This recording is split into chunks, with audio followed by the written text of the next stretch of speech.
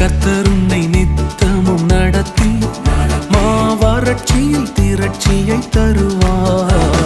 கர்த்தர் உன்னை நித்தமும் நடத்தி மாவறட்சியில் திரட்சியை தருவார்.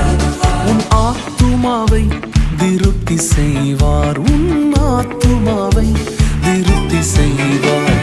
தொடர்ந்து துதி செய் மனமே, உன் மீட்பர் உயிரோடு இருக்கின்றார். தொடர்ந்து துதி செய் மனமே, உன் மீட்பர் உயிரோடு இருக்கின்றார். துதிப்போரை கைவிட மாட்டார்.